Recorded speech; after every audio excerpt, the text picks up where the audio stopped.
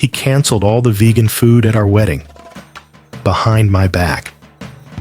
And when I confronted him, he said I made him do it, that I left him no choice, that making sure my family could eat on my wedding day was selfish. So, tell me, what would you do if the person you loved looked you in the eyes and chose his mother over you? Because that's what happened. And now, I'm sitting here, dressed still in the garment bag, the venue deposit unpaid, wondering if the real wedding was never going to be between me and him, but between him and his mother. Let me start from the beginning. I'm 25, he's 31. We've been together for a few years, and despite the age gap, things felt steady, real. We clicked. I'm vegan, and so is my whole family. It's not a trendy phase. For us, it's a way of life. My dad has a heart condition, and my mom's side has a history of cholesterol issues. Going vegan wasn't just a choice, it was survival. But my fiancé and his family, they're the polar opposite. Hardcore meat eaters, barbecue every Sunday. His mom's idea of a salad is a garnish on a steak, and honestly, that was fine. We respected each other's plates. I didn't try to convert anyone, and I never expected anyone to change. All I wanted was to be respected back.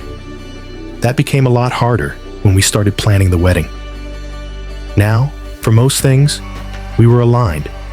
Flowers, colors, music. But the food became a war. I wanted to include 4 or 5 vegan dishes. Not to force anyone into anything, but to make sure my family, and yes, myself, could actually eat. He and his mom, however, thought it was a waste of money. "Aren't salads enough?" they said. "Appetizers should do," his mom added, followed by her strange suggestion. "Just add cupcakes. Everyone loves cupcakes." They laughed. I didn't, because this wasn't about cupcakes. This was about dignity. I looked him straight in the eye and said, "My family is paying for the wedding.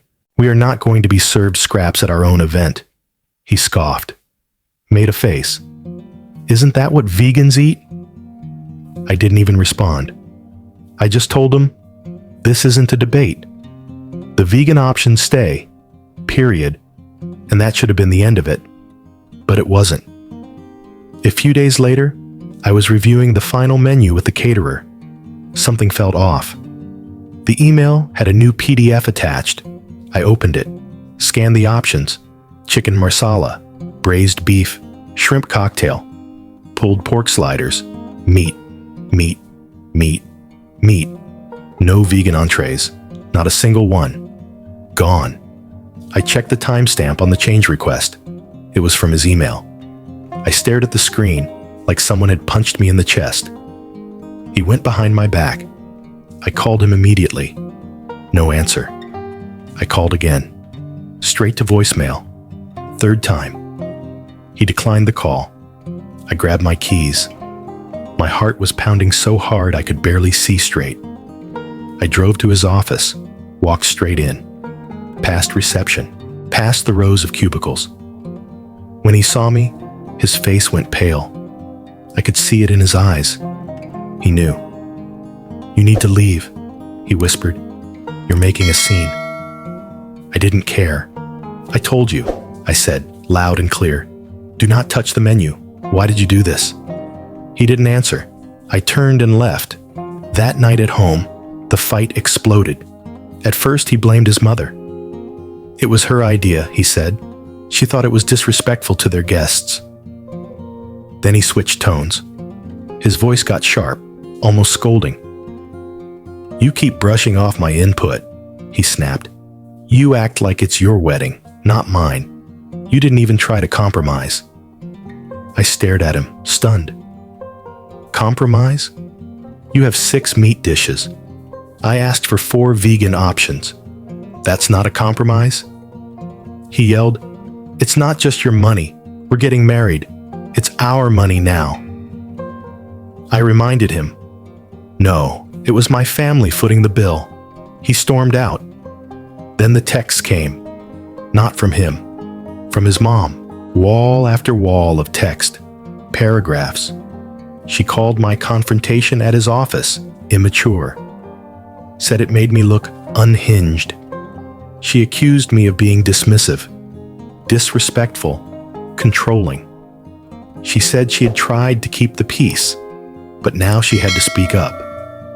She claimed she didn't cancel the vegan food, but she supported his decision and thought it was so responsible of him to do so. She told me I needed to wisen up and drop the my money attitude.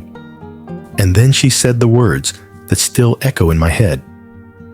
This is the hill you want to die on? I replied, yes.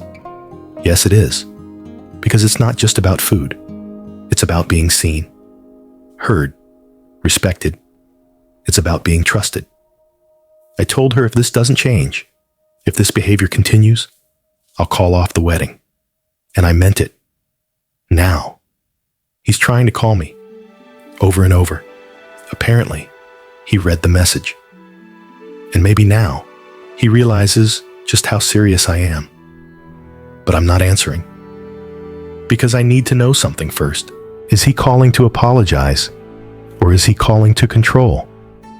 Because right now, I don't know if I'm marrying a man or marrying a mother's son who will never stand on his own. My parents, God bless them, have told me to let it go. They say they'll figure something out, that it's not worth the fight. But here's the thing. I'm not just fighting for them. I'm fighting for the version of me who keeps getting talked over. The version of me who's told to be mature while being erased. The version of me who's paying for a wedding where I'm not allowed to eat. So I'm standing my ground, even if I'm standing alone. So, am I the asshole? This one hits hard because it's not about food. It's not about meat or salad or cupcakes. It's about respect. And once that's gone, what's left? Imagine being in a relationship where your voice only matters if you stay quiet, where your choices are only valid if they match his mother's, where every compromise ends with you giving in. This isn't just a wedding dispute. This is a warning. You're not marrying a man. You're marrying a dynamic, a hierarchy. And if that dynamic is built on silence, on manipulation, on sneaking behind your back, then the vows will be broken before they're even spoken. The truth is, sometimes the hill you die on is the hill that saves your life. So we ask you, what would you have done? Was she right to stand her ground? Should she walk away? Comment below. Tell us what you think. And if you've ever been asked to shrink yourself to make someone else comfortable, know this: you're not alone. This is AITA Story Vault, and we'll keep telling the stories that deserve to be heard.